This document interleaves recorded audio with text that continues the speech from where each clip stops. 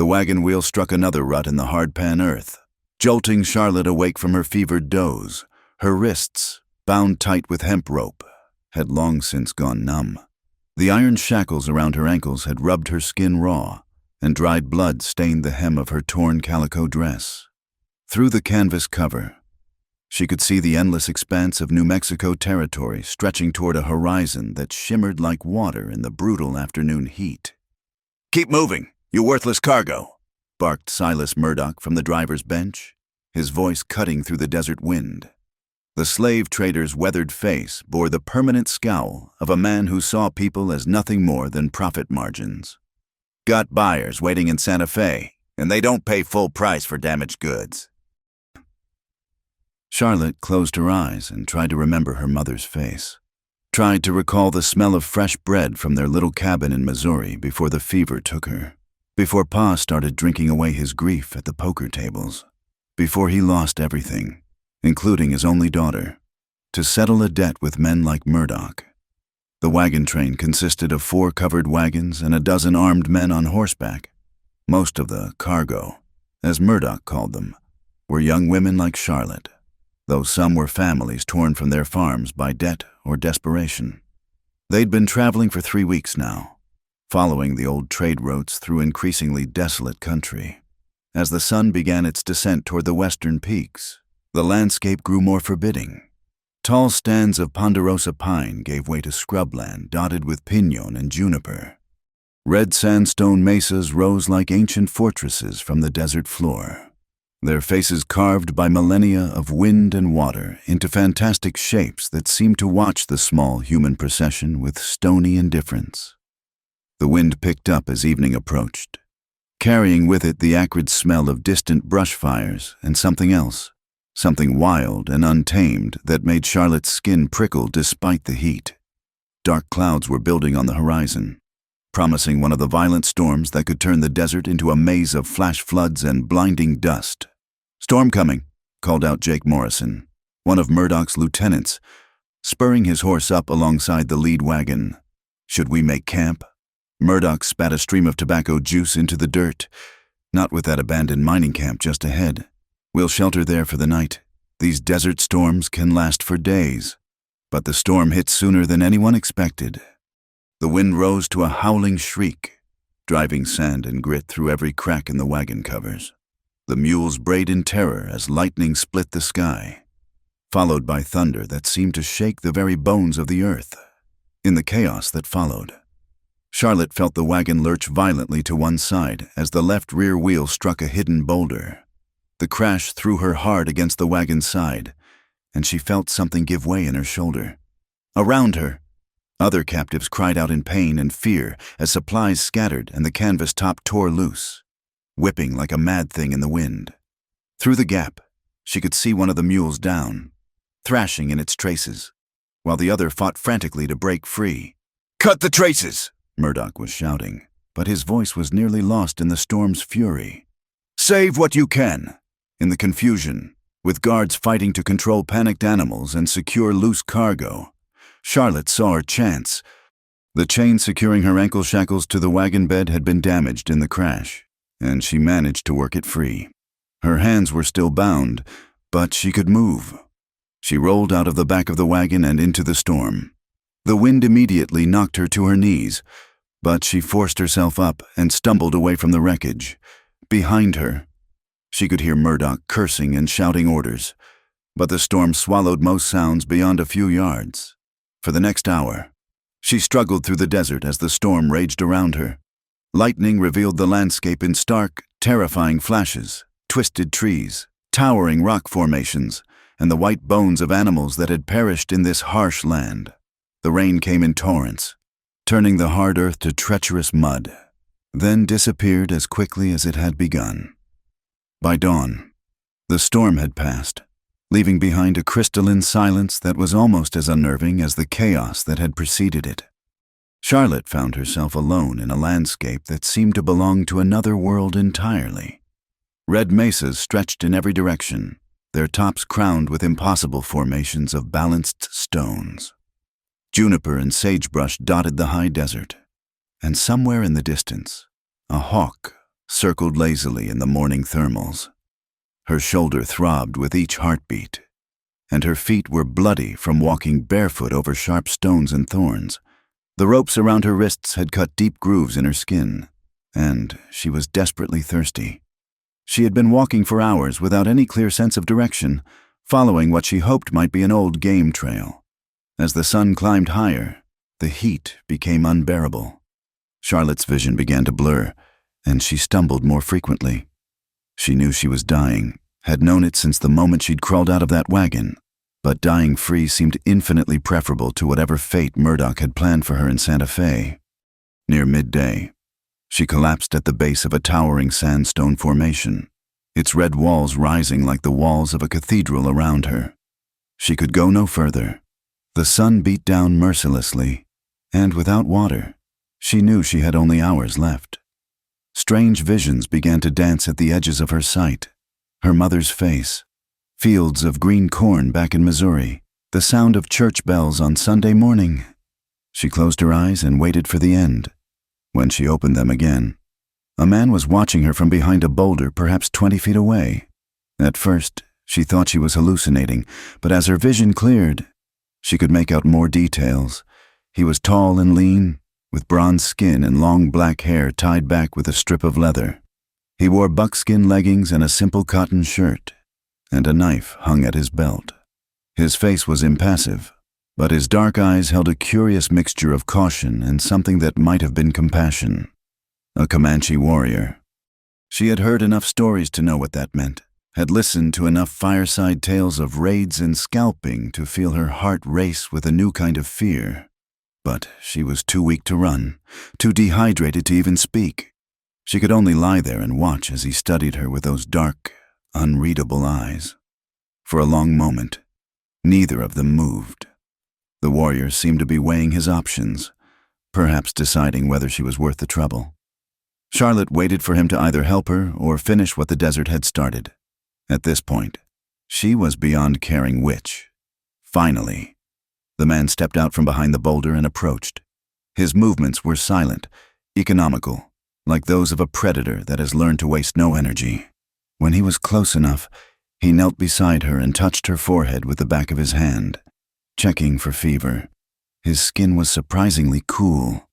Without a word, he gathered dry brush and built a small fire.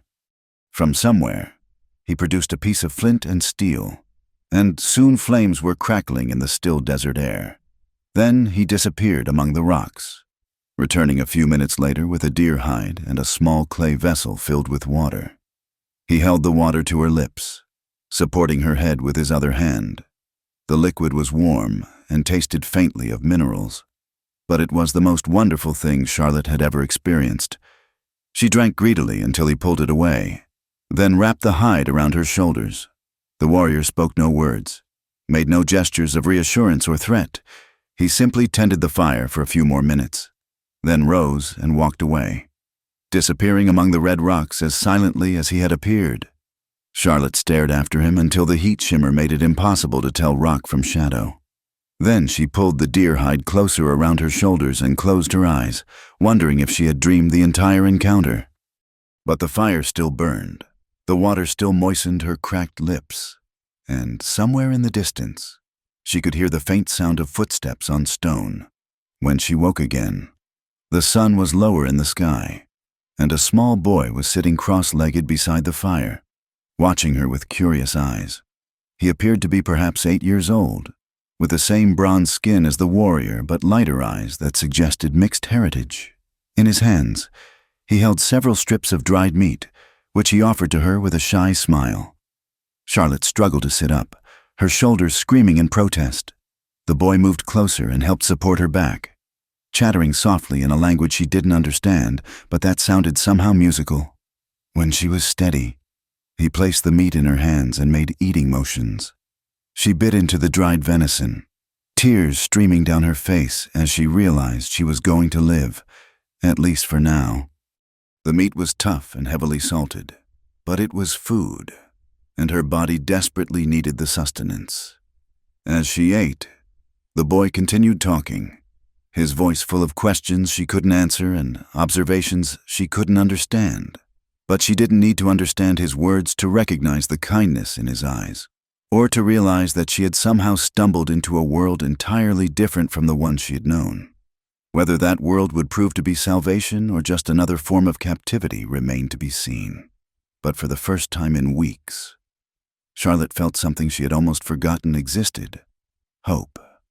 The warrior returned as the shadows grew long, moving with the same silent grace that had marked his earlier appearance. Charlotte watched him approach, noting how his eyes swept the surrounding terrain before settling on her and the boy. He spoke a few quiet words in Comanche to the child, who nodded eagerly and began gathering up the remains of their small meal. Without ceremony, the man, whom the boy called Thomas, in halting English mixed with his native tongue, gestured for Charlotte to follow. She struggled to her feet, swaying slightly as her weakened body protested. The boy, who had introduced himself as Samuel through a combination of gestures and broken English words, quickly moved to her side to offer support. They walked perhaps half a mile through a maze of red sandstone corridors and hidden passages that would have been invisible to anyone unfamiliar with the terrain.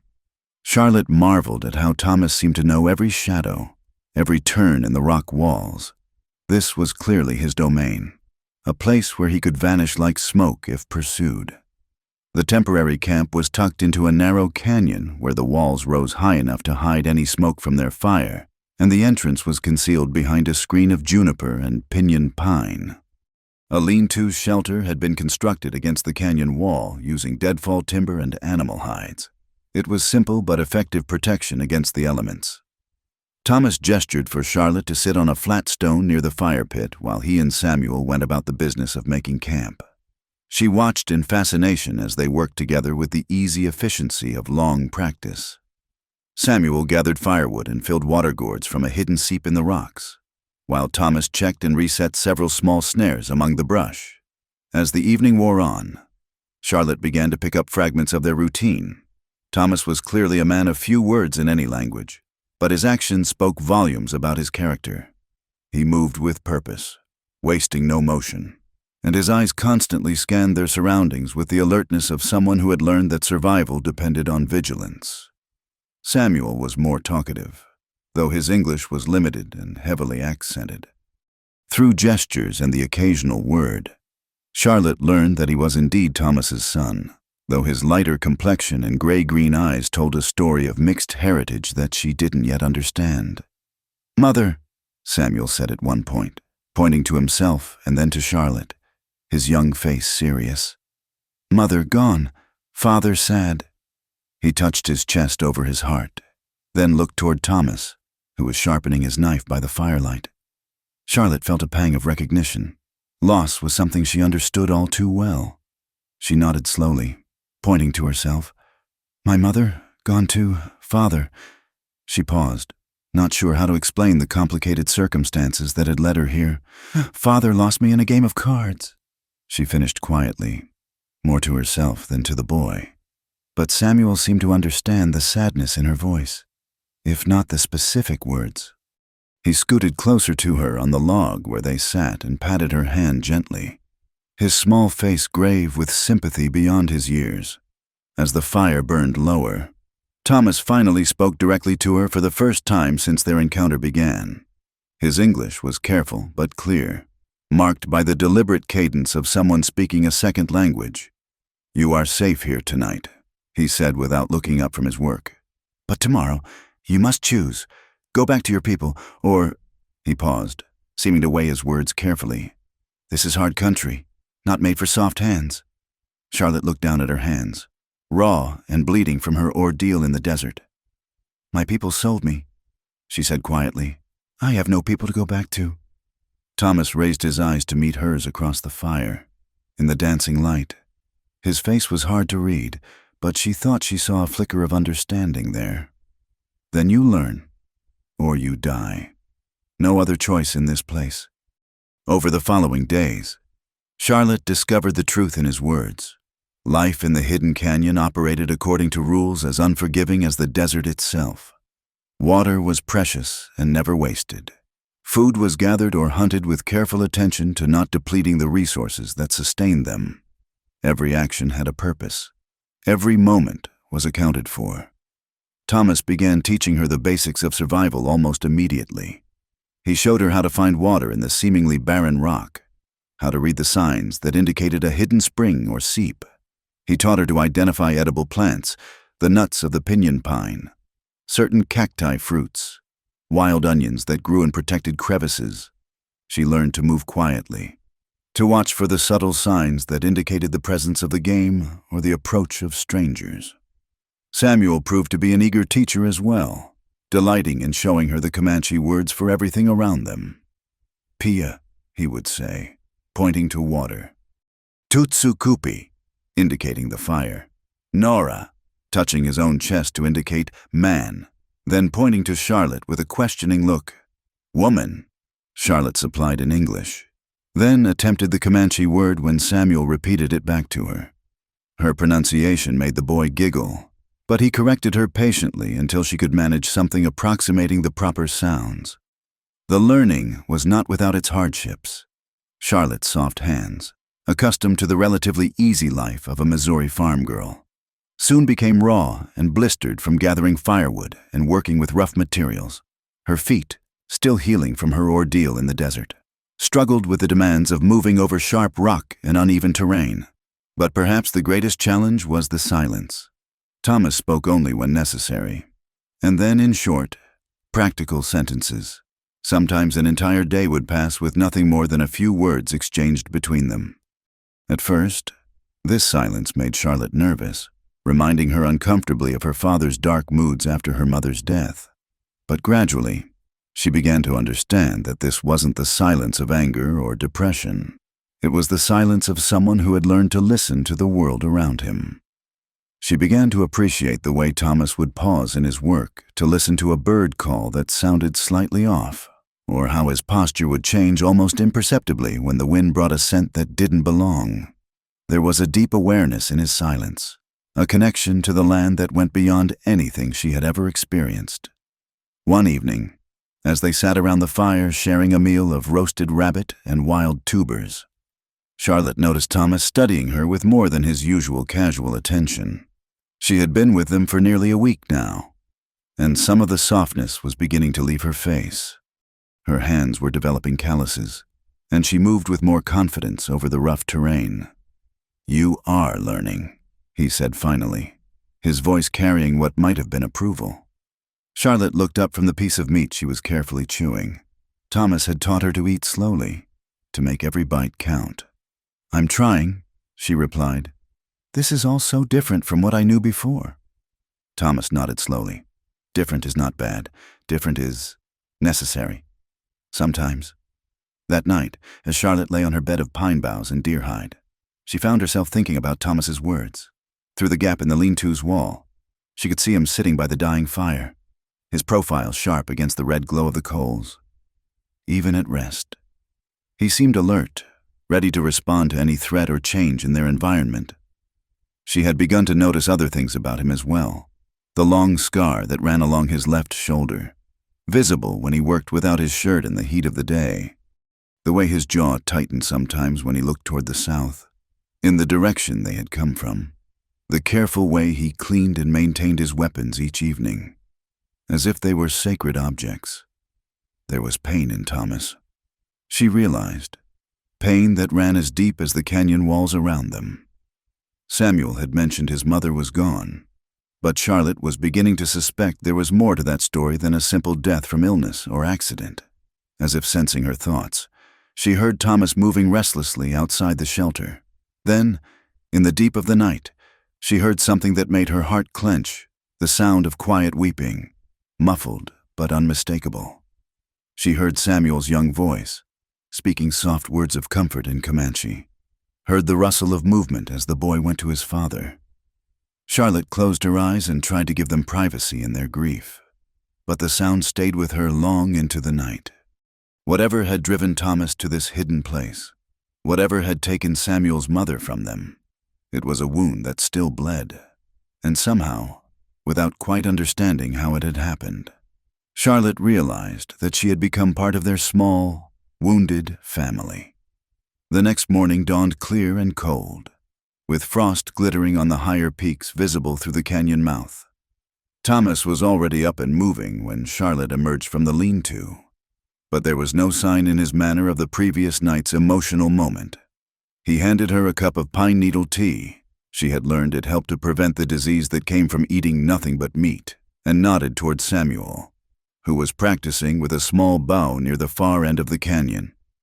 "Today we hunt," Thomas said simply. "You come. Time to learn." Charlotte nodded, understanding that this was more than just an invitation. It was a test. She was being offered a place in their world, but that place would have to be earned through competence and courage. As she followed Thomas and Samuel out of the hidden canyon and into the vast wilderness beyond, she felt a strange mixture of fear and anticipation. Behind her lay everything she had ever known, a life of relative safety and predictability, even if it had ended in betrayal and captivity. Ahead lay only uncertainty, but also something she had never had before, the chance to choose her own path, to become someone stronger than the frightened girl who had stumbled out of Murdoch's wagon. The desert wind tugged at her hair as they climbed toward the ridgeline, and Charlotte found herself matching Thomas's steady pace without conscious effort. For the first time since her mother's death, she felt truly alive. The weeks that followed Charlotte's first hunt transformed her in ways she could never have imagined. Her hands, once soft from a sheltered life, grew strong and sure as she learned to weave baskets from willow shoots, to prepare hides for the coming winter, and to tend the medicinal plants that Thomas gathered from hidden places throughout their territory. She discovered that survival was not just about finding food and water, it was about reading the subtle language of the land itself. Thomas taught her to notice when the birds fell silent, signaling the approach of strangers. She learned to distinguish between the tracks of deer and elk, to identify which plants would heal wounds and which would bring fever down. Most importantly, she learned to find her place within the careful rhythm of their small family's existence. In the evenings, after the day's work was done, Charlotte would sit with Samuel by the fire and tell him stories from her old life. She spoke of her mother's garden in Missouri, where roses climbed the fence posts and bees hummed among the lavender. She described county fairs with their bright ribbons and the taste of her mother's apple pie, still warm from the oven. Samuel listened with wide eyes, occasionally interrupting with questions in his mixture of English and Comanche. "What is county fair?" he asked one night. Struggling with the unfamiliar concept, Charlotte tried to explain, describing the crowds of people, the games and competitions, the feeling of community that had once defined her world. As she spoke, she became aware that Thomas was listening from just outside the circle of firelight, his attention focused on her words with an intensity that made her suddenly self-conscious. "Your people," Thomas said quietly when she had finished. "They gather in great numbers like this, all together in one place?" There was something in his tone that made Charlotte pause. "Yes," she said slowly. "Especially during harvest time, or for celebrations. Sometimes hundreds of people would come from farms all around the county." Thomas was silent for a long moment, staring into the fire. When he spoke again, his voice carried a weight of memory that made Samuel move closer to his father's side. "Too many people in one place," Thomas said finally. "Makes easy target." Charlotte felt a chill that had nothing to do with the night air. She was beginning to understand that Thomas's caution, his constant alertness, came from experiences she could barely imagine. The scars on his body weren't from hunting accidents or falls from horses. They were from a kind of violence that had shaped his entire approach to life.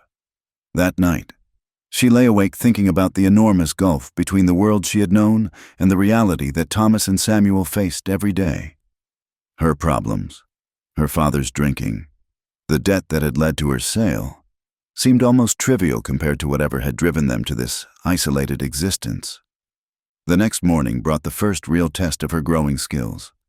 Thomas woke them before dawn with the quiet urgency that Charlotte had learned to recognize as a warning. "We move," he said simply, already beginning to pack their essential supplies. "Riders coming from the south, too many to be traders." Charlotte's heart jumped into her throat, but she forced herself to move methodically, following the procedures Thomas had drilled into them during the past weeks. Essential items only: weapons, water, food for 3 days, the warmest clothing. Everything else would have to be left behind. Within an hour, they had erased most traces of their presence and were moving through a series of hidden passages that Thomas had shown her only once before. Charlotte marveled at how completely their camp seemed to vanish. Even she, who had lived there for weeks, would have had trouble finding it again. They traveled for 2 days through country so rough that Charlotte was amazed horses could follow them at all. Thomas led them along deer paths and through narrow canyons, always staying high when possible, always keeping to the hardest ground that would show the fewest tracks. On the second night, as they sheltered in a cave high in the rim rock, Thomas finally explained what they were running from. "Bounty hunters," he said, his voice barely above a whisper. Samuel was sleeping wrapped in a deer hide, exhausted by the hard travel.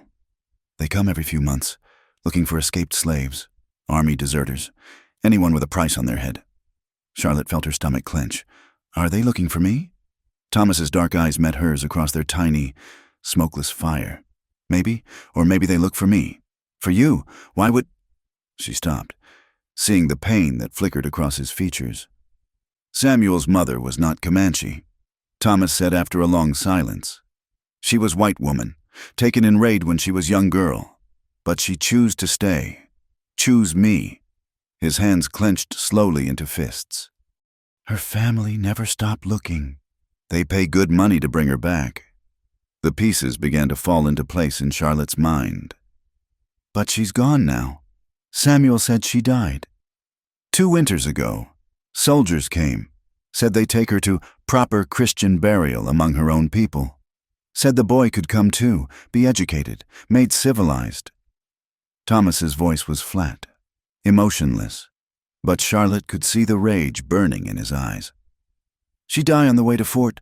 Fever, they said, but I know better." Charlotte's heart ached for him, for the loss that had driven him into this exile. And Samuel. They still want him. Half-breed children bring good price from families that want to save Indian souls. The bitterness in Thomas's voice was sharp enough to cut. "So we run, we hide, we survive." The next morning brought an early snowfall. Unusual for the season, but common enough in the high country to be a blessing rather than a curse. The snow would cover their tracks and make pursuit much more difficult. But it also meant winter was coming earlier than expected, and they would need to find more permanent shelter soon. They spent the day working their way through increasingly treacherous terrain, with Thomas scouting ahead while Charlotte helped Samuel navigate the slippery rocks. The boy was tired and frightened, though he tried to hide it, and Charlotte found herself taking on a protective role that felt both natural and terrifying. It was late afternoon when they heard the sound that made Thomas freeze, the distant crack of a rifle shot, echoing off the canyon walls. He motioned for them to take cover behind a screen of boulders while he crept forward to investigate. When he returned, his face was grim. 3 men, maybe 4. "They found our old camp, following our trail. We need to reach the high caves before full dark." The next few hours were the most terrifying of Charlotte's life. They climbed through increasingly dangerous terrain as the light faded, with the sound of pursuit growing steadily closer. Samuel was exhausted, stumbling frequently, and Charlotte found herself half carrying him over the roughest sections. Just as full darkness fell, they reached the entrance to a cave system that Thomas had mentioned but never shown them before. The opening was concealed behind a curtain of ice-covered rock, invisible unless you knew exactly where to look. Inside, the cave opened into a natural chamber large enough for 12 people. Ancient fire-blackened stones showed that it had been used as a shelter for generations, and there were even rough sleeping alcoves carved into the walls. They made camp in silence, not daring to risk even the smallest fire. Charlotte shared her body warmth with Samuel, wrapping them both in every hide and blanket they had brought. Thomas positioned himself near the cave entrance, knife in hand, listening for any sign that they had been followed. Sometime during the long, cold night, Charlotte woke to find Samuel shivering uncontrollably despite the warmth of her embrace. In the absolute darkness of the cave, she could hear his teeth chattering, could feel the fever heat beginning to radiate from his small body. "Thomas," she whispered urgently. He was beside them in seconds, his hands checking the boy's temperature with practiced efficiency. "Fever," he confirmed quietly. "From cold and fear. He needs warmth. Medicine." But their medicine supplies were limited, and building a fire was out of the question with hunters potentially nearby. Charlotte made a decision that surprised her with its certainty. "Give me your warmest blanket," she told Thomas, "and help me move him to the back of the cave, away from any drafts." She spent the rest of the night holding Samuel against her body, sharing her warmth and whispering to him in English and the few Comanche words she had learned. Thomas sat nearby, a silent guardian, occasionally placing his hand on his son's forehead to check the fever's progress. By morning, Samuel's fever had broken, but the experience had changed something fundamental between Charlotte and Thomas. When he looked at her now, she saw a recognition that hadn't been there before, not just acknowledgement of her growing competence, but something deeper. Trust, perhaps, or the beginning of something more complex than either of them was ready to name. "You could have left us," Thomas said quietly as they prepared to move deeper into the cave system. "When you heard men following, you could have gone to them, claimed to be captive.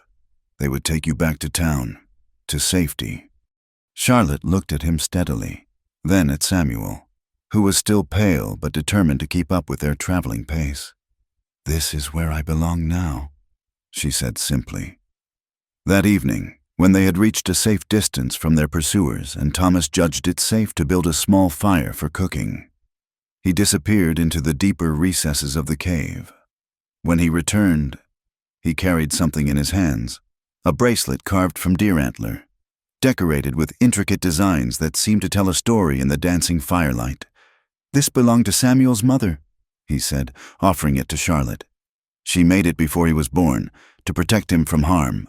Now," he paused, seeming to struggle with the words, "now I think she would want you to have it." Charlotte took the bracelet with trembling hands, understanding the magnitude of what Thomas was offering her. This wasn't just a gift. It was acceptance into their family, recognition of her place in their lives. As she slipped the bracelet onto her wrist, she felt tears streaming down her face. For the first time since her mother's death, she felt truly seen, truly valued for who she was rather than what she could provide. Samuel beamed at her from across the fire, chattering happily in Comanche as he pointed out details in the bracelet's carving. Thomas watched them both with an expression that Charlotte had never seen before, something that might have been peace, or at least the possibility of peace. Outside their small circle of warmth and light, the winter wind howled through the high country, and somewhere in the distance, men with guns and prices on their heads continued their eternal hunt for those who had chosen freedom over safety. But for the first time in her adult life, Charlotte felt like she had found her home. Winter settled over the high country with a vengeance that tested every survival skill Thomas had taught Charlotte. The cave system became their world, a series of connected chambers that offered protection from the howling winds and driving snow, but also a kind of enforced intimacy that made Charlotte increasingly aware of every glance, every accidental touch, every moment of silence that stretched between her and Thomas. They had been living in the caves for nearly a month when Charlotte made the discovery that would change everything she thought she understood about Thomas's past. She had been exploring the deeper chambers, looking for a place to store their dwindling supply of dried meat where it would stay cold but not freeze. When she found the alcove, it was hidden behind a natural curtain of rock, invisible unless you happened to be carrying a torch at just the right angle. Inside, wrapped carefully in oiled leather, were the personal belongings that Thomas had managed to save from his previous life. Charlotte knew she shouldn't look, knew that Thomas was a private man who revealed his past only in careful fragments, but the temptation was too strong. Among the items was a beautifully worked piece of deer hide, soft as silk from countless hours of careful preparation.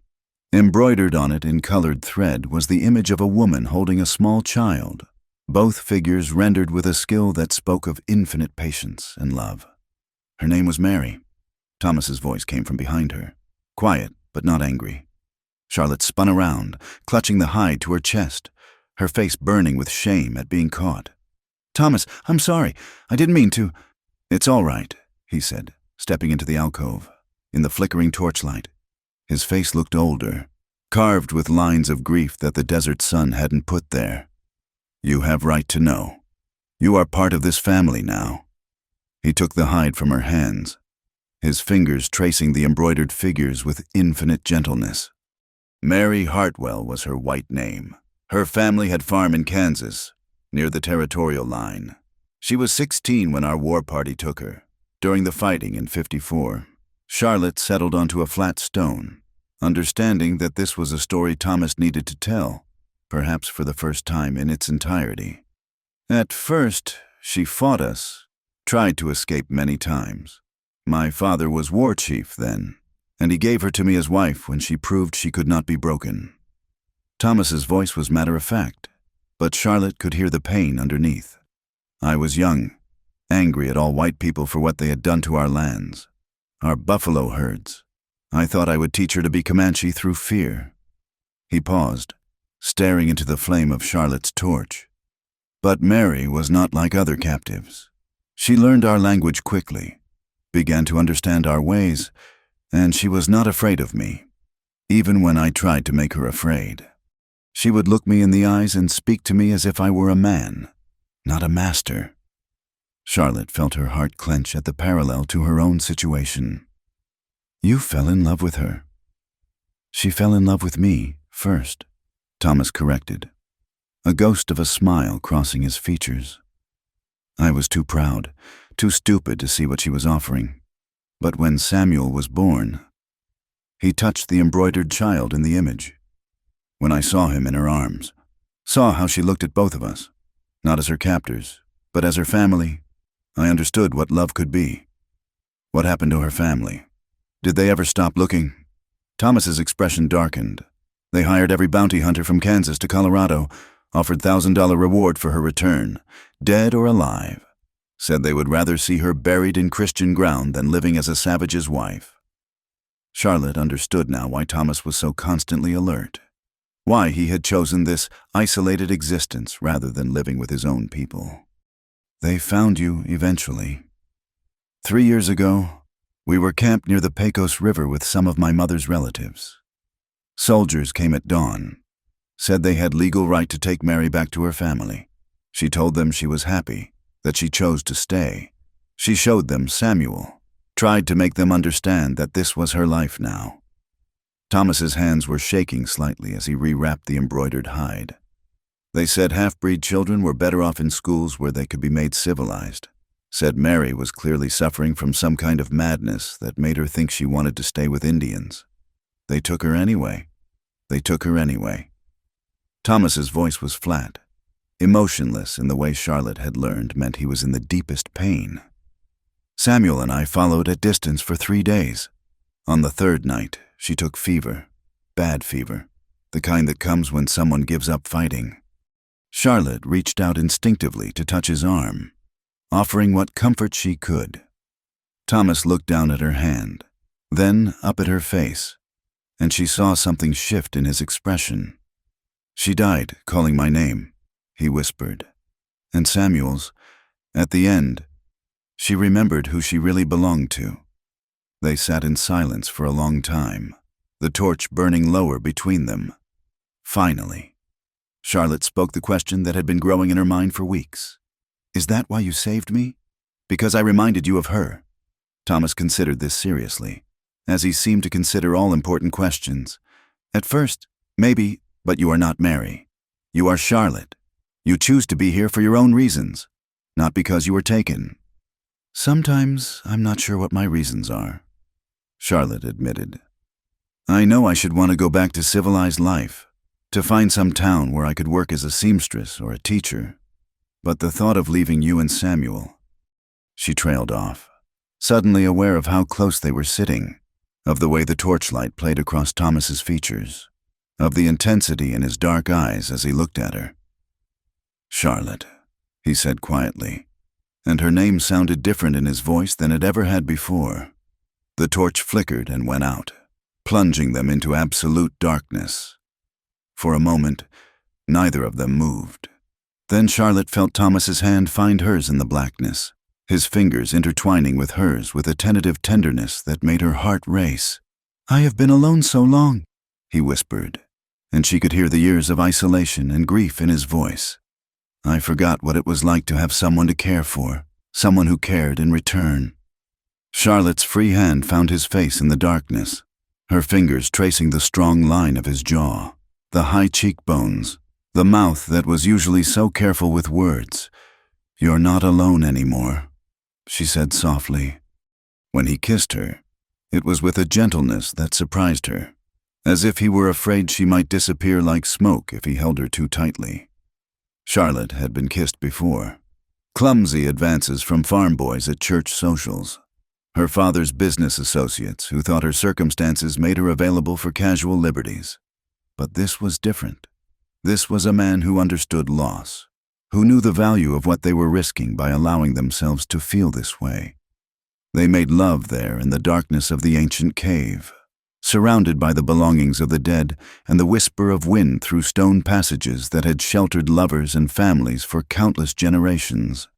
It was tender and desperate at the same time, the joining of two people who had each lost everything and found in each other the possibility of something new. Afterward, they lay wrapped in Thomas's heaviest blanket, Charlotte's head on his chest, listening to the steady beat of his heart. She could feel the scars on his skin under her fingertips, the map of a life lived on the edge of violence, and marveled at the gentleness he had shown her. "What happens now?" she asked quietly. Thomas was silent for so long that she thought he might have fallen asleep. Then his arms tightened around her slightly. "I don't know," he admitted. "This is new territory for me." They were interrupted by Samuel's voice calling from the main chamber, asking where they were, complaining that the fire was getting low and he was hungry. Thomas tensed, and Charlotte could feel his immediate shift back to the role of father and protector. "We should go back," he said, already reaching for his clothes, but Charlotte caught his hand, holding him still for one more moment. "Thomas, I need you to know this isn't gratitude or loneliness or some misguided notion of what I owe you for saving my life. This is real." In the darkness, she felt him turn toward her, felt his lips brush against her forehead in a kiss that was more promise than passion. "I know," he said simply. "For me too." They dressed quietly and made their way back to the main chamber, where Samuel was tending the fire with the serious concentration of a child who had learned that such responsibilities were matters of survival. He looked up when they appeared, his young face brightening with relief. "I was starting to worry," he said in his mixture of English and Comanche. "The wind is getting stronger. Do you think the storm will last much longer?" Thomas moved to check their supply of firewood while Charlotte began preparing their evening meal. To anyone watching, they would have looked like what they had always appeared to be: a man, a woman, and a child sharing the work of survival. But Charlotte was acutely aware of the new tension between her and Thomas. The careful way they avoided touching, the weight of unspoken questions about what their changed relationship might mean. Samuel, with the intuitive wisdom of children, seemed to sense that something had shifted. He watched them both with curious eyes throughout the evening, and when it came time to sleep, he positioned his bedroll squarely between Charlotte's sleeping place and his father's, as if claiming his territory in whatever new arrangement was taking shape. Charlotte lay awake long into the night, listening to the wind howl through the high country and the quiet breathing of the two people who had become her world.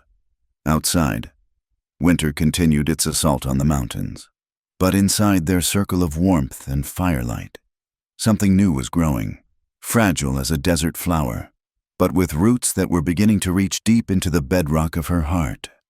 She touched the deer antler bracelet on her wrist, thinking of the woman who had made it, who had faced the same impossible choice between two worlds and had chosen love over safety.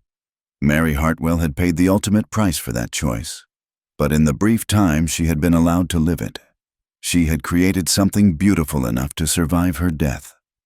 Charlotte closed her eyes and made her own choice, committing herself to this path even as she understood that it might lead to joy or heartbreak or both.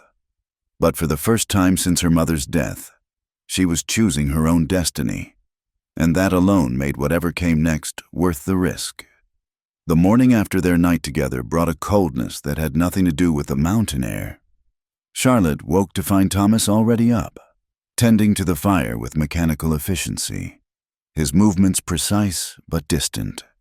When she approached to help prepare their morning meal, he stepped away, creating space between them that felt as vast as the canyon walls outside.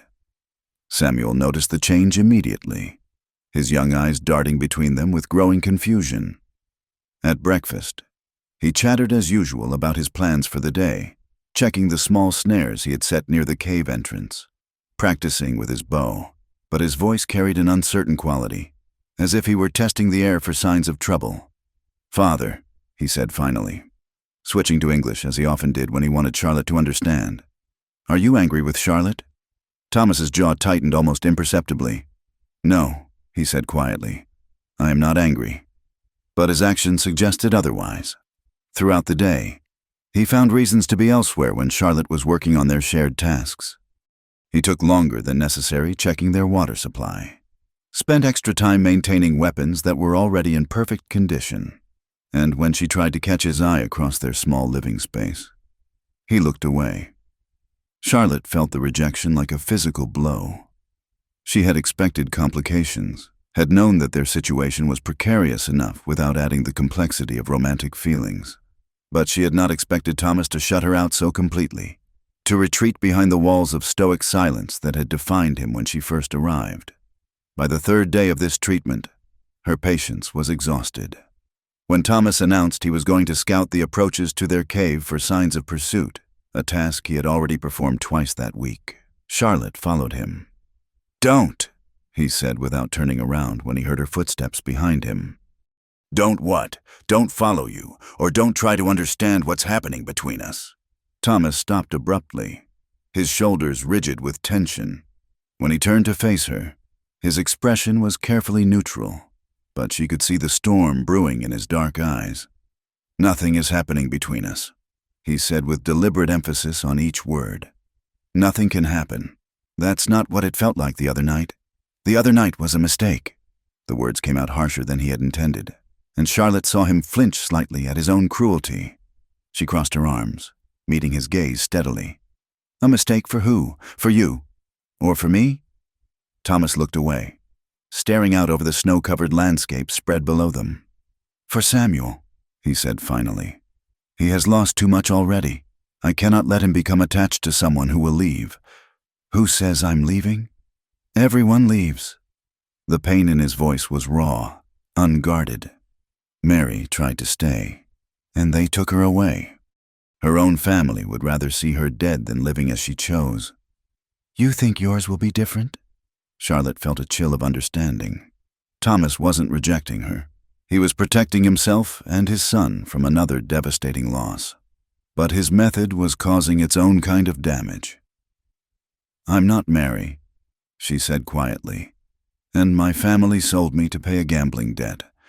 I don't think they'll be mounting any rescue expeditions. There are others who will come for you, men like the ones who were hunting us before. They see white woman living with Indian. They don't ask if she chooses to be there. They take her back to civilization whether she wants to go or not." Charlotte stepped closer, close enough to see the fine lines around his eyes, the exhaustion that spoke of too many sleepless nights spent listening for danger. "Then we'll be careful," she said. "We'll stay hidden, keep moving if we have to." "But Thomas, pushing me away now won't make it hurt less if something happens later. It just means we'll have wasted whatever time we do have." For a moment, she thought she had reached him. His expression softened slightly, and he raised one hand as if to touch her face. Then Samuel's voice echoed from the direction of the cave, calling for his father with excitement about something he had discovered. Thomas dropped his hand and stepped back. "We should go," he said formally. "The boy needs us." That evening, the fragile equilibrium of their small family was shattered completely. Charlotte was preparing their dinner when she noticed Samuel watching her with unusual intensity. Finally, he spoke up, his voice carrying the determined quality that meant he had been thinking about something for a long time. "Are you going to be my new mother?" he asked in careful English. The question hung in the air like smoke from a dying fire. Charlotte felt her heart stop, aware that Thomas had gone completely still where he sat cleaning his rifle on the other side of their makeshift hearth. "Samuel," she began gently, "that's not something I can decide by myself. But you want to be." He pressed on with the relentless logic of childhood. "I can see it when you look at me and Father wants you to be too, even though he's being stupid about it." "Samuel!" Thomas's voice carried a warning, but his son was not deterred. "It's true," Samuel said, switching to Comanche as his emotions overwhelmed his English vocabulary. He spoke rapidly, passionately, gesturing between Charlotte and his father with the frustrated energy of a child who could see the obvious solution to a problem that adults were making unnecessarily complicated. Charlotte caught enough of his words to understand the general meaning, something about loneliness, about families choosing each other, about being tired of running and hiding when they could be building something together instead. Thomas responded in the same language, his voice firm but patient as he tried to explain concepts that were clearly beyond his son's understanding. Charlotte heard her own name several times, along with words she recognized as referring to danger, to the white world, to the impossibility of their situation. Samuel listened for a while, then switched back to English with the stubborn determination of a child who had made up his mind. "I don't care about the white world," he said, his young voice steady with conviction. "They took my first mother away, but Charlotte came to us by herself. She chose us. Why can't we choose her back?" The simple wisdom of his question silenced both adults. Charlotte felt tears prick at her eyes, moved by the boy's fierce loyalty and his innocent belief that love should be enough to overcome any obstacle. Thomas set down his rifle and looked directly at her for the first time in days. In his expression, she saw the war between hope and fear, between the desire to reach for happiness and the knowledge of how much it would hurt to lose it. "Samuel," he said quietly, "go check the snares. Take your time." The boy looked as if he might protest, then apparently decided he had said what needed saying. He gathered his winter gear and headed for the cave entrance, pausing only to look back at them with an expression of determined optimism. When they were alone, Thomas and Charlotte sat in silence for a long time, the crackling of the fire the only sound between them. Finally, Thomas spoke. "He has already lost one mother," he said, his voice barely above a whisper. If something happens to me, he'll still have had the experience of being loved by someone who chose to love him." Charlotte replied, "Isn't that better than protecting him from caring at all?" Thomas looked up at her, and she saw the exact moment when his careful defenses cracked. "I'm afraid," he admitted. "I'm afraid of letting myself hope for something I can't protect." Charlotte moved to sit beside him, close enough to feel the warmth radiating from his body. "I'm afraid too," she said, "but I'd rather be afraid with you than safe without you." This time, when she reached for his hand, he didn't pull away, his fingers intertwined with hers, and she could feel the slight tremor that spoke of how much this small gesture cost him. "The bounty hunters won't stop looking," he said. "My people won't accept you easily. Too many have suffered at the hands of whites. Your people will see you as a traitor if they ever find out how you're living." "Then we'll make our own people," Charlotte said simply. "You, me, and Samuel. We'll find a place where we can just be a family." Thomas turned to look at her fully, and she saw something shift in his expression, not the complete surrender of his fears, but the decision to stop letting those fears make his choices for him. "If we do this," he said slowly, "if we try to build something together, there's no going back. Once you commit to this life, to us, there will be no safe return to your old world." Charlotte thought of the world she had left behind, the farm where her drunken father had gambled away everything they owned, The society that had seen her as nothing more than property to be sold. The empty future that had stretched ahead of her like a desert without water. "I don't want to go back," she said with quiet certainty. "I want to go forward. With you." When Thomas kissed her this time, it was not with the desperate hunger of their first coupling, but with something deeper, a promise, a commitment, an acknowledgement that they were choosing each other despite all the reasons why it might be impossible. They were still holding each other when Samuel returned from checking his snares, a fat rabbit slung over his shoulder and a grin of satisfaction on his young face. He took one look at them sitting together by the fire and let out a whoop of triumph that echoed through the cave chambers. "I told you Father was being stupid," he announced cheerfully, switching to Comanche to deliver what sounded like a lengthy and detailed critique of adult decision-making processes. Charlotte laughed despite herself, and even Thomas's mouth curved into something approaching a smile. For the first time since their night together, the terrible tension that had filled their small space began to dissipate. "So," Samuel said, settling down to clean his catch with the matter-of-fact efficiency that marked all his daily tasks. "When do we start building the permanent lodge? We'll need somewhere proper to live once the snow melts and we stop hiding in caves like rabbits." Thomas and Charlotte looked at each other across the fire, and Charlotte saw her own mixture of hope and terror reflected in his dark eyes. They were stepping off a cliff together, trusting that they would learn to fly before they hit the ground. "We'll start planning tomorrow," Thomas said quietly. "But for now, let's just worry about getting through the winter." Outside their hidden refuge, the wind continued its lonely song through the mountain peaks, and somewhere in the distance, men with guns and prices on their heads continued their eternal hunt. But inside the circle of their small fire, 3 people who had found each other against all odds began to dream of spring, and of the life they might build together when the snow finally melted and the world opened up before them once again. Spring arrived with deceptive gentleness, melting the snow in slow rivulets that carved new channels down the canyon walls. Thomas had grown increasingly restless as the weather warmed, spending long hours at the cave entrance scanning the horizons with the keen attention of a man who knew that winter's protection was ending. It was Samuel who first spotted the riders. Charlotte was gathering the tender shoots of early greens that had begun to emerge from the warming earth when the boy came running back to their camp, his face pale with excitement and fear. "Soldiers!" he gasped in English, then switched to rapid Comanche as he tried to convey the urgency of what he had seen. Thomas was moving before the boy had finished speaking, gathering their essential supplies with a swift efficiency that Charlotte had learned meant immediate danger. But this time, she noticed, his movements carried a different quality, not the purposeful calm of their previous escapes, but something approaching desperation. "How many?" Thomas asked curtly, already strapping on his weapons. "6 men, maybe 7.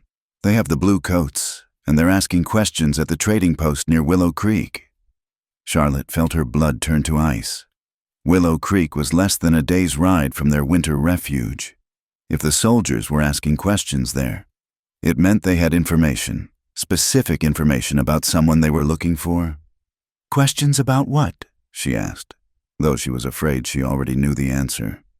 Thomas's dark eyes met hers across their small camp. About a white woman living with a half-breed and his son.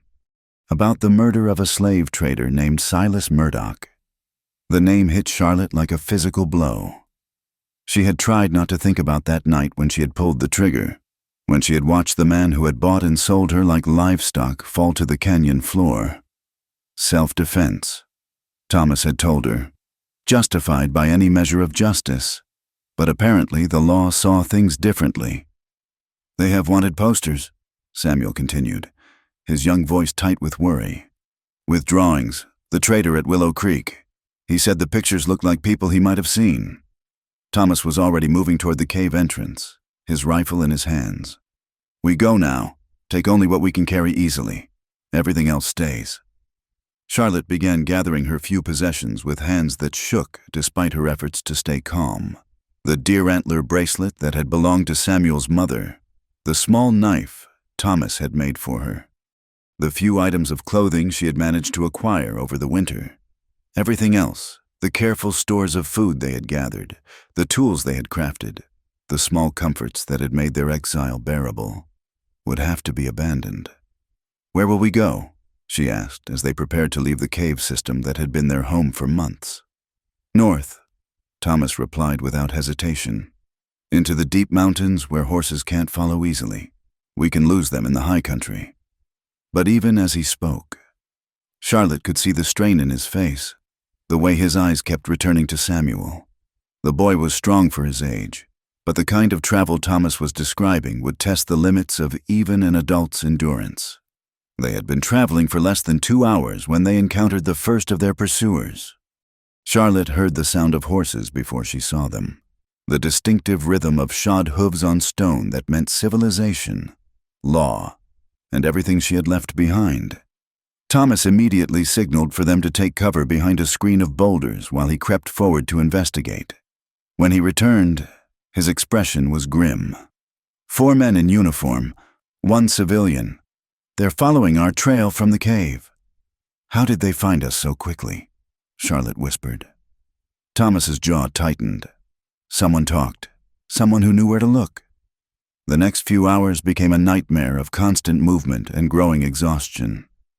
Thomas led them through terrain that would have challenged experienced mountaineers, always staying ahead of their pursuers but never quite managing to lose them completely. Samuel struggled gamely to keep up, but Charlotte could see that the pace was taking its toll on the boy. By late afternoon, they had gained some distance, but Charlotte could tell that Thomas was running out of options. The high country he had hoped to reach was still miles away, and Samuel was stumbling with fatigue.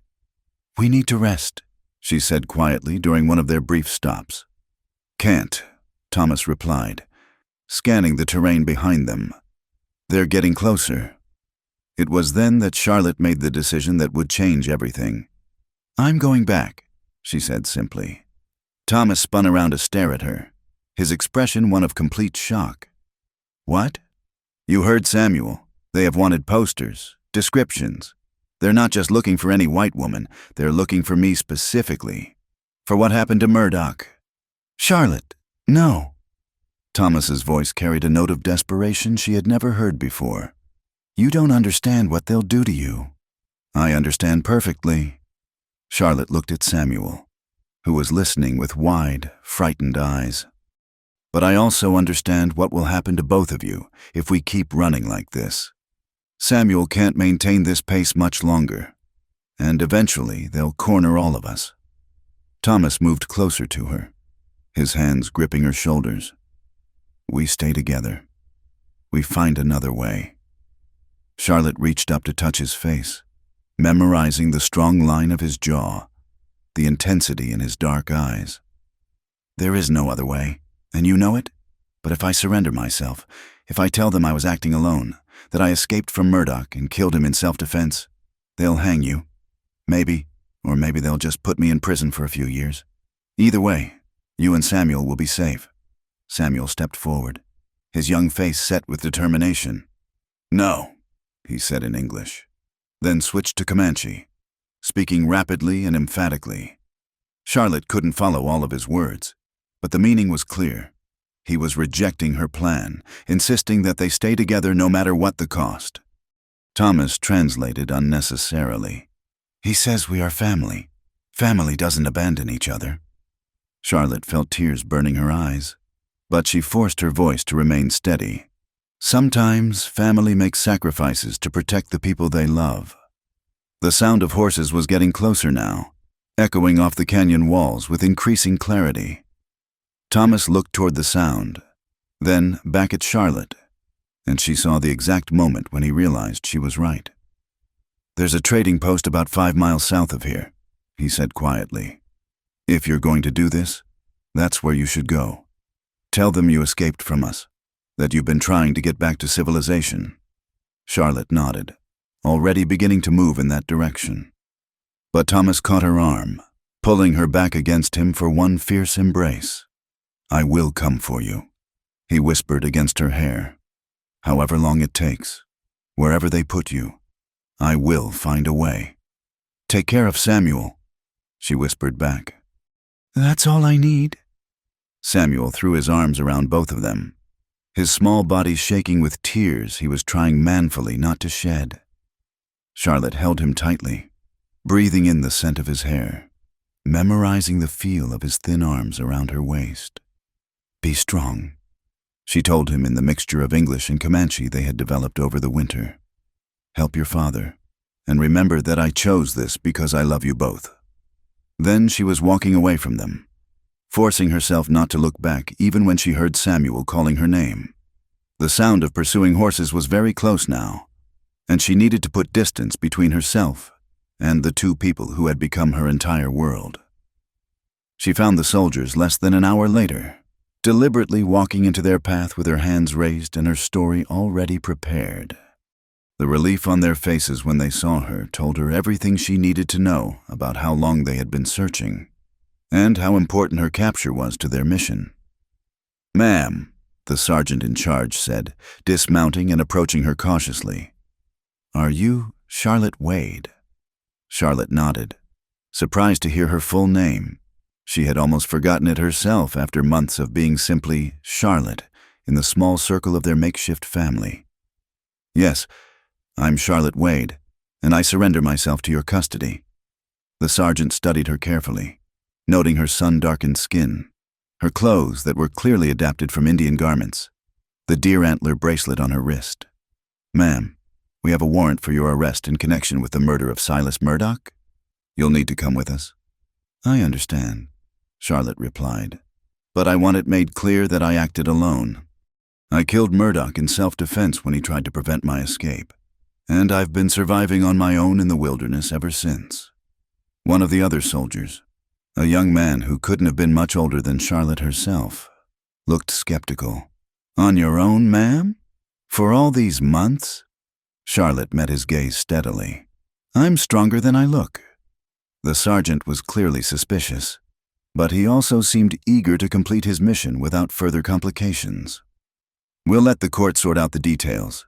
Right now, our job is to get you safely back to Santa Fe. As they prepared to leave, Charlotte allowed herself one last look toward the high country where Thomas and Samuel were hiding, somewhere up there among the rocks and pine trees. Two people who had saved her life were beginning a new exile, carrying with them the hope that someday they might be reunited. She touched the deer antler bracelet on her wrist, drawing strength from the memory of the woman who had worn it before her, another woman who had chosen love over safety, who had paid the ultimate price for that choice, but had never regretted it. The ride to Santa Fe took 3 days, during which Charlotte maintained her story with stubborn consistency despite repeated questioning from her captors. She was a victim who had managed to escape her captor. She insisted. She had killed in self-defense and then survived alone in the wilderness through a combination of luck and determination. The soldiers clearly didn't believe all of it, but they seemed willing to accept her version of events as long as it didn't complicate their own mission. They had been ordered to bring in Charlotte Wade, and that's what they were doing. Whatever had actually happened in the months since Murdoch's death was someone else's problem to sort out. On their last night of travel, as they camped in a grove of cottonwoods near a stream, Charlotte lay staring up at the stars and thinking about the choice she had made. She was probably going to prison, possibly for years. She might never see Thomas and Samuel again, but for the first time since her mother's death, she had made a decision based on love rather than fear, and that knowledge filled her with a kind of peace she had never experienced before.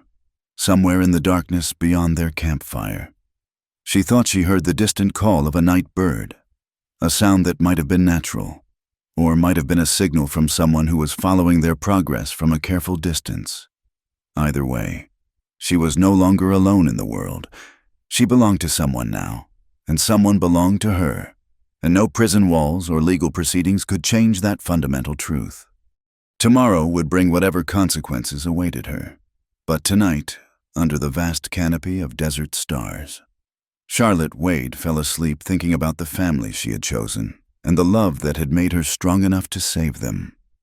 The territorial courthouse in Santa Fe was a low adobe building that squatted against the high desert landscape like a monument to civilization's precarious hold on the frontier. Charlotte had been held in the town jail for 2 weeks while territorial officials decided how to handle her case. And in that time, she had learned more about her situation than she had wanted to know. The charges were serious.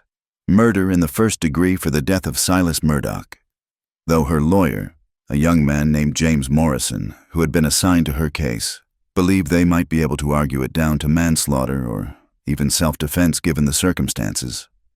The problem was proving those circumstances without revealing details that would implicate Thomas and Samuel.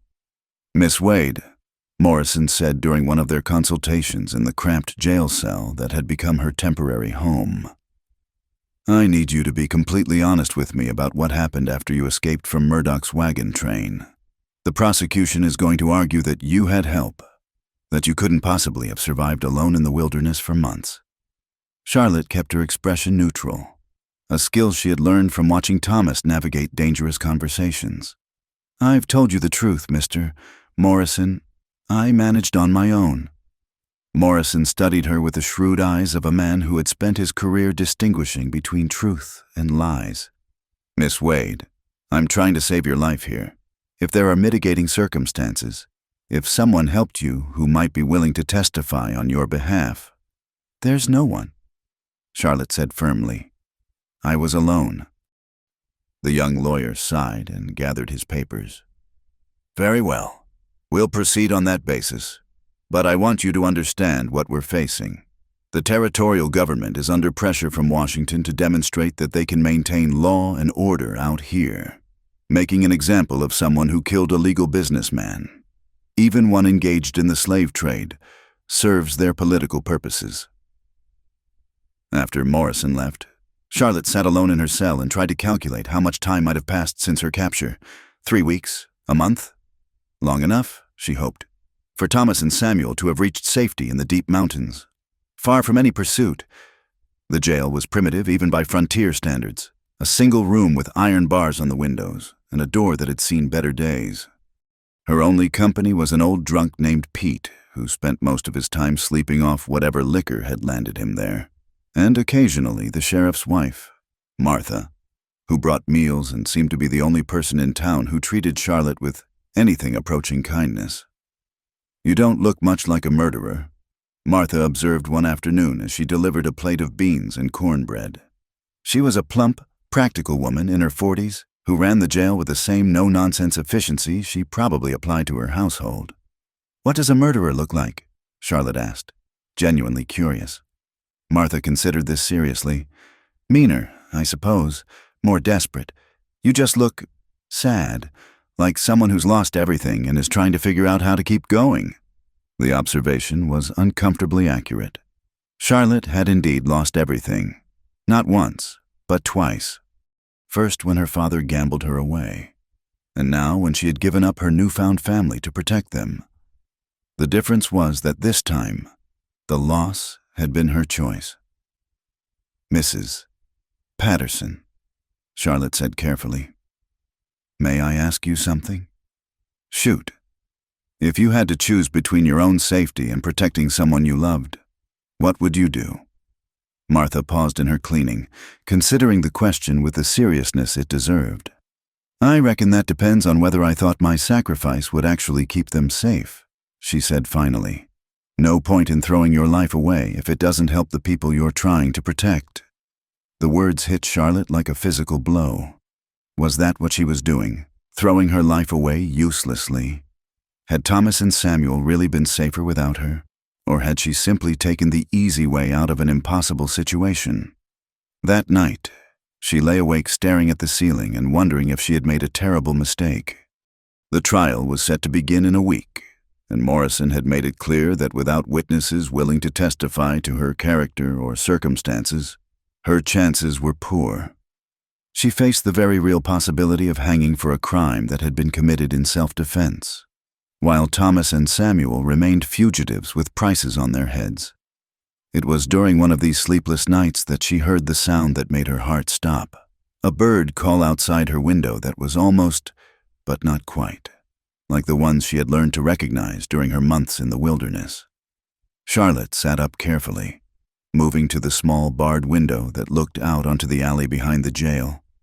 At first, she saw nothing but shadows and the shapes of buildings silhouetted against the starlit sky. Then a figure detached itself from the deeper darkness near the opposite wall, too far away to make out features, but moving with a familiar economy of motion that made her breath catch. The figure raised one hand in a gesture that could have been casual, then melted back into the shadows as quickly as it had appeared. Charlotte stood at the window for another hour, but saw nothing more. The next morning brought an unexpected visitor. Sheriff Coleman opened her cell door to admit a woman Charlotte had never seen before. Elderly, well-dressed, with the bearing of someone accustomed to being obeyed. "Miss Wade?" the woman said briskly. "I am Mrs. Elizabeth Hartwell, and I believe we need to talk." The name sent a chill through Charlotte. Hartwell, the same name as Mary, Samuel's mother. This could only be Mary's own mother, the woman whose family had hired bounty hunters to track down their daughter and grandson. "I have nothing to say to you," Charlotte said quietly. "Mrs." Hartwell studied her with pale eyes that held an unsettling intelligence. "On the contrary, I think you have a great deal to say. You see, I've been making inquiries about your case, and I've learned some very interesting things about your months in the wilderness." Charlotte kept her expression neutral, but her heart was racing. How much did this woman know? And what did she want? "I don't know what you mean." "I think you do." "Mrs." Hartwell settled herself on the single chair in the cell with the air of someone preparing for a long conversation. "My daughter Mary was taken by Comanche raiders 7 years ago, for 6 years. My husband and I spent every dollar we had trying to get her back. When we finally found her, she was living as the wife of a half-breed warrior. With a mixed-blood son she claimed to love more than life itself." Charlotte said nothing, but something in her expression must have confirmed Mrs. Hartwell's suspicions. Mary died on the way back to Kansas, still calling out for her Indian husband and her half-breed child. She never forgave us for taking her away from them, never understood that we were trying to save her from a life of degradation. Mrs. Hartwell's voice carried a bitterness that spoke of years of unresolved grief and guilt. "But I've had time to think about that. Miss Wade, time to wonder if perhaps Mary understood something we didn't." Charlotte found her voice. "What do you want?" "I want to know if my grandson is safe. I want to know if the man who loved my daughter enough to give her a reason to live is still alive. And I want to know why a young white woman would risk her life to protect them." The direct question hung in the air between them.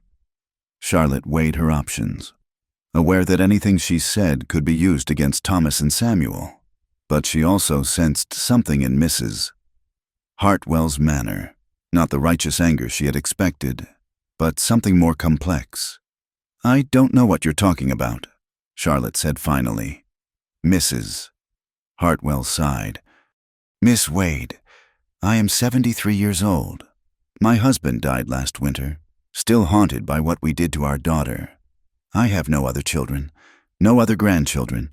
If Samuel, that was his name, wasn't it? If Samuel is still alive, he is the only family I have left." Charlotte stared at her, understanding beginning to dawn. "You're not here to turn them in. I'm here because I've spent 3 years wondering if Mary was right to choose love over safety. Watching her die calling out for people we had forced her to leave behind taught me that perhaps there are worse things than living unconventionally." Mrs. Hartwell leaned forward, her pale eyes intense. "I'm here to make you a proposition. Miss Wade, your trial begins in 5 days.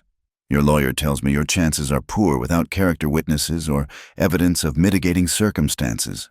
I can provide both. In exchange for what? In exchange for knowing the truth about my grandson. Not to harm him, to help him.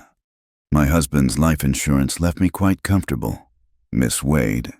Comfortable enough to ensure that a young boy and his father could start a new life somewhere safe, with new identities and enough money to build something lasting." Charlotte felt her carefully maintained composure begin to crack. The offer was everything she could have hoped for. safety for Thomas and Samuel, and her own life preserved. But accepting it would mean betraying the trust of the two people who had saved her. "How do I know you're telling the truth?" she asked. "How do I know this isn't some elaborate trap?" Mrs. Hartwell reached into her handbag and withdrew a small object wrapped in silk. When she unwrapped it, Charlotte saw a miniature portrait of a young woman with dark hair and gentle eyes, unmistakably Samuel's mother at perhaps 16 years of age. This was painted for Mary's 16th birthday, 2 months before she was taken. Mrs. Hartwell said quietly, "I carried it with me when we went to bring her home, thinking it might help her remember who she used to be." She looked at it once and said, "That girl is dead. Mother, the woman I am now chose her family, just as you chose yours when you married Father." Then she gave it back to me and never looked at it again. Charlotte stared at the portrait, seeing Samuel's features reflected in his mother's face, understanding finally the depth of loss that had shaped Thomas's fear of loving again. "I made the wrong choice," Mrs. Hartwell continued. "I chose what I thought was right over what my daughter needed. I chose my own beliefs about how life should be lived over her right to live as she chose. I can't undo that mistake, but perhaps I can keep from making it again." Charlotte looked up from the portrait to meet the older woman's eyes. "What exactly are you proposing?" "I will testify that you worked for my family before your father's debts led to your unfortunate circumstances. I will provide character witnesses who will swear to your good reputation and gentle nature. I will ensure that your defense has the resources it needs to present your case properly." Mrs. Hartwell paused, choosing her words carefully. "And in return, when you are acquitted, as I believe you will be, you will deliver a message to my grandson and his father. You will tell them that Mary's mother wishes to make amends for the pain she caused. You will tell them that there is a place waiting for them in Kansas, on a farm where a boy can grow up safely, where no one will ask questions about his heritage or his father's past." Charlotte closed her eyes, overwhelmed by the magnitude of what was being offered. Safety, legitimacy, a chance for the three of them to build a life together without constantly looking over their shoulders for pursuit. But she also understood the deeper implications. Accepting Mrs. Hartwell's help would mean revealing Thomas and Samuel's location, trusting their lives to a woman whose previous choices had led to tragedy. "I need time to think," she said finally. "Mrs. Hartwell nodded and rose to leave. "Of course, but don't take too long. Miss Wade, your trial begins Monday, and if we're going to mount an effective defense, we need to begin immediately." After she left, Charlotte sat alone in her cell, weighing impossible choices outside her window. The desert wind carried the scents of sage and distant rain, reminding her of everything she had found and lost in the wilderness. That night, she dreamed of Thomas and Samuel safe in some distant valley, building the permanent lodge they had talked about during the long winter nights. In the dream, she was with them, and the three of them were laughing around a fire while snow fell gently outside their warm shelter. She woke with tears on her face and the absolute certainty that whatever choice she made, it would change all their lives forever. The trial of Charlotte Wade began on a Monday morning in late spring, with the territorial courthouse packed beyond capacity. News of the case had spread throughout the territory. A white woman who had allegedly killed a slave trader and survived months alone in the wilderness was the kind of story that captured the frontier imagination. Charlotte sat beside her lawyer, James Morrison, wearing a simple blue dress that Mrs. Hartwell had provided. The older woman had been true to her word, arriving with character witnesses, legal documents, and a story that transformed Charlotte from a desperate fugitive into a tragic victim of circumstance. The prosecution's case was straightforward. Charlotte Wade had murdered Silas Murdoch in cold blood during an escape attempt, then fled into the wilderness where she had somehow managed to survive until her capture.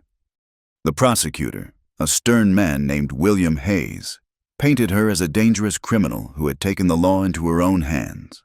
But Morrison's defense, bolstered by Mrs. Hartwell's resources and testimony, told a different story. Charlotte Wade was a young woman of good family who had been victimized by her father's gambling debts and sold into an illegal form of bondage. When Murdoch had attempted to prevent her lawful escape, she had acted in self-defense, then used skills learned from her late mother, a woman known for her knowledge of wilderness survival, to stay alive in harsh country. Mrs. Hartwell herself took the stand on the second day, her testimony delivered with the authority of a woman accustomed to being believed. She spoke of Charlotte's character, of her gentle nature and strong moral principles, of the tragedy that had befallen her through no fault of her own. I have known Miss Wade since she was a child. Mrs. Hartwell lied smoothly. Her mother was my dearest friend, and I have watched this young woman grow into a person of remarkable strength and integrity. The idea that she would commit murder for any reason other than protecting her own life is simply inconceivable. The most dramatic moment came when Morrison called Charlotte herself to testify. She had spent hours preparing for this moment, knowing that her words would determine not only her own fate, but the safety of Thomas and Samuel. "Miss Wade," Morrison asked gently, "please tell the court what happened on the night Silas Murdoch died." Charlotte looked out over the crowded courtroom, noting the faces of townspeople who had come to gawk at the notorious female killer. In the back row, she spotted a familiar figure, Martha Patterson, the sheriff's wife, who offered an encouraging nod. Mr. Murdoch had been drinking heavily that evening. Charlotte began, her voice steady despite her racing heart. "When the storm hit and the wagon crashed, several of us were injured. In the confusion, I managed to work free from my restraints." She described her desperate flight through the desert storm, her struggle to survive in the harsh wilderness, and finally, the confrontation with Murdoch when he had tracked her to her hiding place. "He said I was his property," Charlotte continued, allowing real emotion to creep into her voice. "He said he would beat me senseless and drag me back in chains if necessary. When he grabbed me, when I saw the rage in his eyes, I knew he meant to kill me rather than let me escape again." "And that's when you shot him?" "I shot him to save my own life," Charlotte said firmly. "It was him or me, and I chose to live." The prosecutor's cross-examination was aggressive, focusing on the months Charlotte had allegedly spent alone in the wilderness. How had she found water? What had she eaten? How had she avoided detection for so long? Charlotte answered each question with careful honesty, drawing on her real experiences while omitting any mention of Thomas and Samuel. She had learned to read sign from books her mother owned. She had found water by following game trails. She had survived on edible plants, small game she could trap, and sheer determination. It was a barely believable story, but Mrs. Hartwell's testimony had given it just enough credibility to create reasonable doubt. The jury deliberated for 6 hours. When they returned, their verdict was manslaughter rather than murder, with a sentence of 2 years in the territorial prison, but with credit for time already served and the possibility of early release for good behavior. As the gavel fell, Charlotte felt a mixture of relief and apprehension. She had avoided the hangman's noose, but she would still face months of imprisonment. More importantly, she now owed Mrs. Hartwell a debt that could only be paid by revealing Thomas and Samuel's location. The older woman visited her in jail that evening, her satisfaction evident despite her attempt to maintain a dignified composure. "You did well today," Mrs. Hartwell said. "Mr. Morrison tells me you'll likely serve no more than 8 months, given the circumstances, perhaps less if certain influential people speak on your behalf to the territorial governor." Charlotte understood the implication. Mrs. Hartwell's influence could shorten her sentence significantly, but the price would be honoring their bargain. "I need to know they're safe first," Charlotte said. "I need to see them, to explain what's being offered, to let them make their own choice." Mrs. Hartwell nodded approvingly.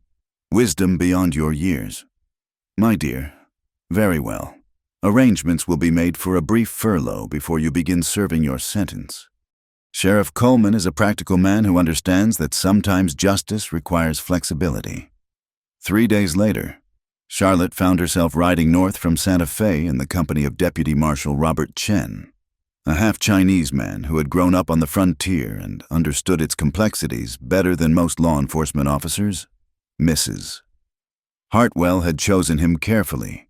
Chen had a reputation for discretion and a personal understanding of what it meant to live between two worlds. "Ma'am," Chen said, as they made camp on their second night of travel, "I want you to know that whatever we find up in those mountains, my job is to keep you safe and bring you back. Nothing more, nothing less."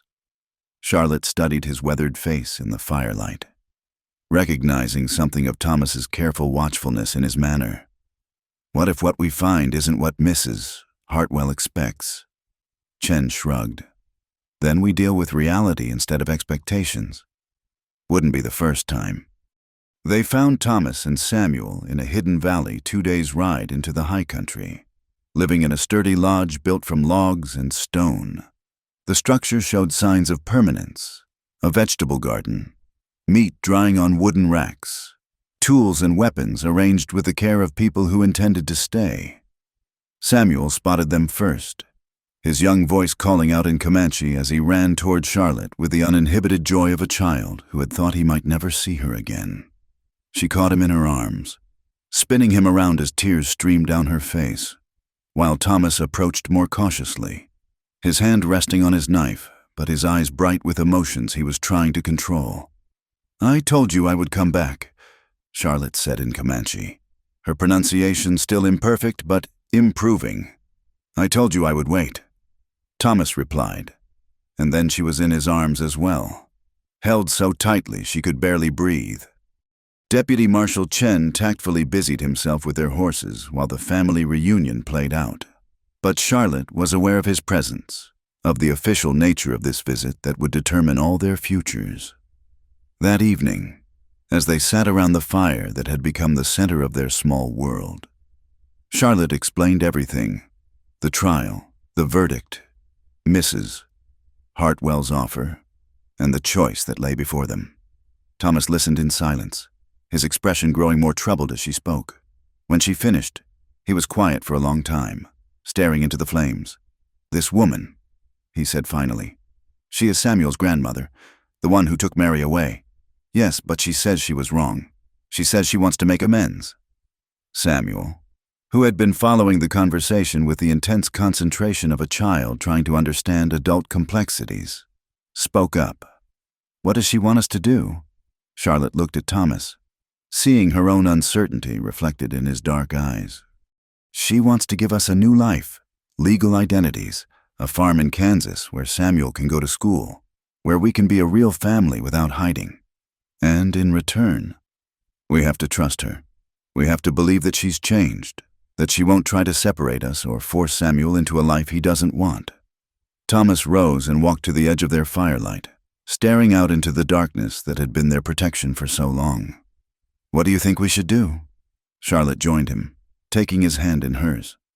"I think we should let Samuel decide.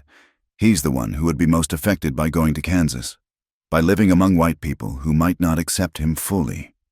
They called the boy over, and Thomas explained the choice in careful terms, making sure Samuel understood both the opportunities and the risks involved in accepting Mrs. Hartwell's offer. Samuel listened gravely, asking questions that showed a maturity beyond his years. Finally, he looked up at both of them with a serious expression that meant he had reached a decision. "I want to try," he said in English. "I want to go to school, to learn to read and write better, but only if we stay together. Only if Charlotte marries father and we become a real family." Thomas turned to Charlotte, his expression uncertain. "Is that what you want? Marriage, a conventional life, being a farmer's wife in Kansas?" Charlotte thought of everything she had lost and found since fleeing Murdoch's wagon train, the fear and desperation, but also the love and belonging she had never expected to discover. She thought of the woman whose bracelet she still wore, who had made the same choice between two worlds and had never regretted it. "I want to be wherever you and Samuel are," she said simply. "If that's Kansas, then that's home." Deputy Marshal Chen cleared his throat, reminding them of the practical constraints they faced. "Ma'am, we need to be heading back tomorrow if you're going to serve your sentence and earn that early release, Mrs. Hartwell is arranging." Charlotte nodded, understanding that the hardest part was still ahead, months of separation while she fulfilled her legal obligations, during which Thomas and Samuel would have to trust that Mrs. Hartwell's promises were genuine. 8 months, she said, looking at Thomas. "Can you wait 8 more months?" He cupped her face in his hands, his thumbs brushing away tears she didn't realize she was shedding. "I waited 3 years for Mary to be taken from me. I can wait 8 months to get you back." That night, they made love with the desperate tenderness of people facing another separation, while Samuel slept peacefully nearby, and Deputy Marshal Chen maintained a discreet watch outside their lodge. The next morning, as Charlotte prepared to leave for her prison sentence, Samuel pressed something into her hands, a new bracelet he had carved from antler, depicting 3 figures standing together around a fire. "For when we build our lodge in Kansas," he explained. "So, you remember we're waiting for you." Charlotte hugged him fiercely, then mounted her horse beside Deputy Chen. As they rode away from the hidden valley, she looked back to see Thomas and Samuel standing together, hands raised in farewell. 8 months later, Charlotte Wade walked out of the territorial prison to find Mrs. Hartwell waiting with a wagon, legal documents that established new identities for all of them, and the deed to a farm in eastern Kansas, where 3 people who had chosen each other could finally build the life they had dreamed of during the long winter nights in their mountain cave. The farm was modest but prosperous, with good soil and a sturdy house that would shelter them through whatever storms lay ahead. Samuel enrolled in the local school, where his quick mind and gentle manners soon won over teachers and classmates who might initially have been suspicious of his mixed heritage. Thomas adapted to farming with the same patient determination he had applied to survival in the wilderness, while Charlotte discovered that the skills she had learned in the mountains, reading the weather, preserving food, making something from nothing, served her well as a frontier wife.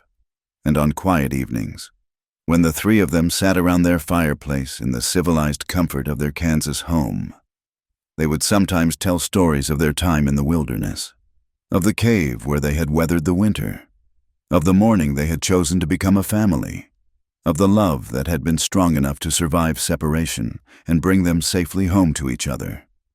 They had found what every heart seeks in the vastness of the frontier, a place to belong, people to love, and the courage to choose hope over fear, no matter what storms might come. Thank you for listening to this tale of love and survival on the American frontier. I hope Charlotte, Thomas, and Samuel's story has touched your heart as much as it touched mine to tell.